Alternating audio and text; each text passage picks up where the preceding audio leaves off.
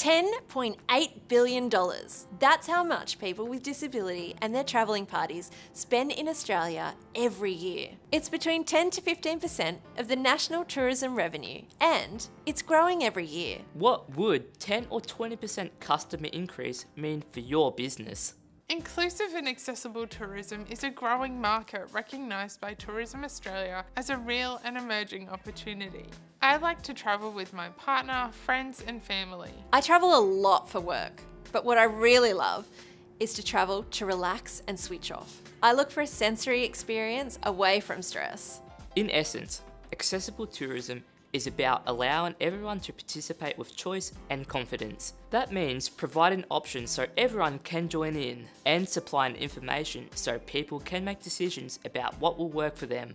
86% of travellers with disability can't find the accessibility information they need to travel confidently. So information is a big part of the equation. As travellers, we spend longer in the consideration and planning phases. So by providing measurements like doorway widths and the lengths of pathways, as well as information about access to your facilities, you're allowing people with disabilities to make informed decisions. It's also important to make sure that your information is in an accessible format. Embedding things like alt text, which is a description of your image, allows people who are blind or low vision to get all of the information and make an informed decision. Avoid PDFs, instead try Word files. Provide closed captions for videos and transcripts for audio pieces like Audible tours. Tourism operators sometimes think that the market just isn't big enough to worry about. The truth is, older travellers are retiring, and though they might not be living with a disability, they have access needs.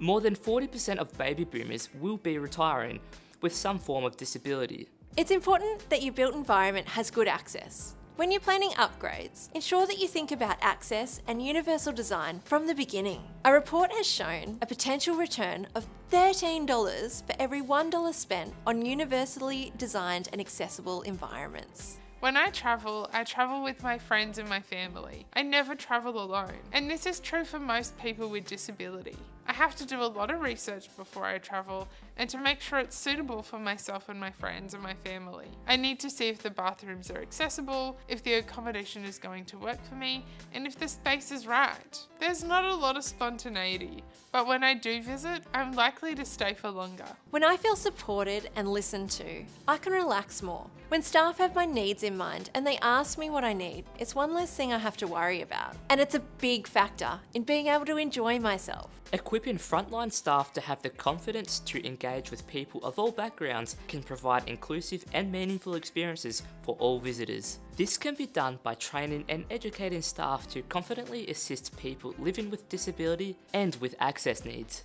Being inclusive doesn't mean you have to become an expert in disability. It simply means giving everyone an equal opportunity to enjoy an experience to their fullest. Accessible tourism is a growing market, but it's often ignored. By designing your experiences to be inclusive, providing great information and equipping your staff, you can create a genuine business advantage that will benefit everyone.